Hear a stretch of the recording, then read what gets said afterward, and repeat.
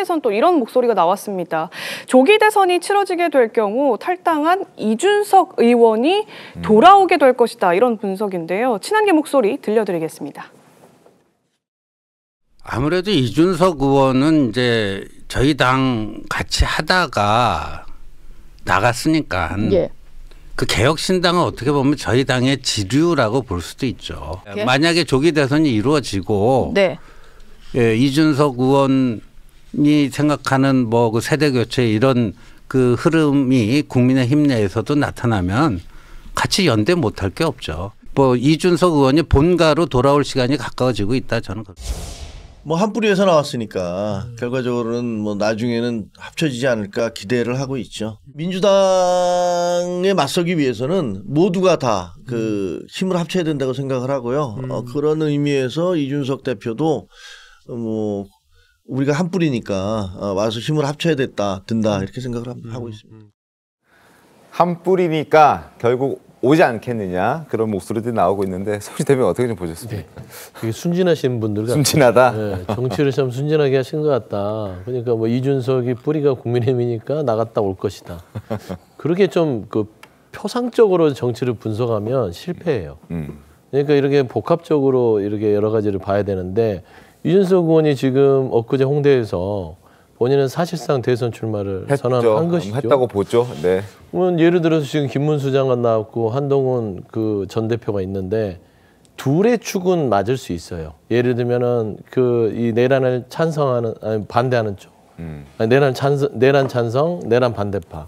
이 안에서 싸우는 탄핵 찬성, 탄핵 반대. 하여튼 뭐 알겠습니다. 하여튼 뭐 탄핵 찬성이든 민주당 입장에서는 그렇게 볼 수 있기 때문에 하여튼 그런 상황이기 때문에 둘은 되지만 이준석 의원은 그런 정치적 상황이 아니라 본인의 정치를 해야 되기 때문에 네. 이준석 의원 데려오려면 뭘 치를 수 있어요, 국민의힘에서. 국민의힘에 대한 정권을 줘야 될 거 아닙니까? 아니면 후보라도 시켜줄 겁니까? 경쟁하라고 그러면 이준석 의원이 오나요? 안 오죠. 그러니까 이런 거는 지금 한동훈 전 대표의 등판에 있어서 전혀 도움이 되지도 않고 네. 국민의힘이 지금 현재 사람이 부족하구나. 친한계 쪽에서.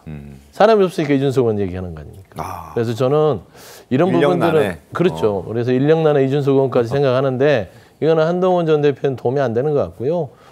좀 더 덧붙이면 저는 앞으로 국민의힘 내에서 전개될 후보군의 변화는 김문수 장관은 젖은 장작이고 한동훈 전 대표는 마른 장작입니다.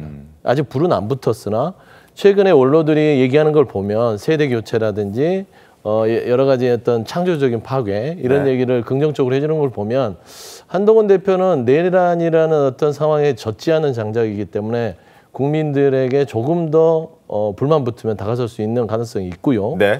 김문수 장관은 저 개인적인 생각이나 젖은 장작입니다. 예를 들면은 탄핵에 찬성하고 지금 현재에 있어서의 한쪽 지지층에만 뭐 국한돼 있기 때문에 지금 불을 막 붙여도 연기만 막 차고 있는 상황이에요. 그래서 저는 향후에 지형 자체가 한동훈 전 대표가 등판하는 순간 순위가 바뀔 가능성이 굉장히 높다고 저는 좀 개인적으로 판단하고 있습니다.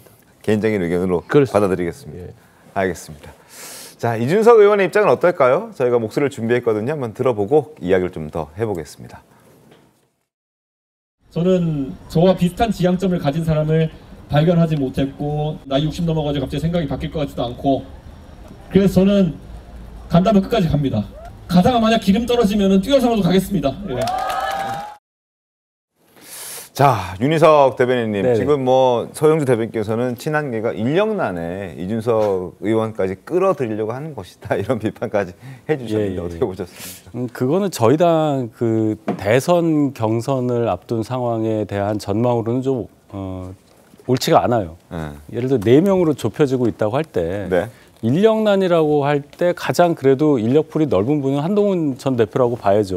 홍준표 시장이나 오세훈 시장, 김문수 장관 당내에 아무런 기반이 거의 없다고 봐도 됩니다. 그래서 인력난 차원은 아니고 어느 정도 나중에 본선에 갔을 때 네. 이준석 대표가 출마를 강행해서 적어도 저희하고 그래도 조금이라도 가까운 쪽에서 표가 분산되는 걸 막기 위해서 뭔가 이준석 대표와 정치적으로 어떤 뭐 결단을 내릴 수 있는 상황을 예비해서 그래서 아마 신조 전 총장 등 김종혁 전 최고위원 등 이런 네. 분들이 이준석 대표와의 어떤 관계에 대해서 긍정적으로 말씀을 하시는 거지. 네. 이준석 대표하고 지금 뭘 해가지고 대선 준비를 한다. 이것은 상식적이지 않다고 봅니다. 알겠습니다.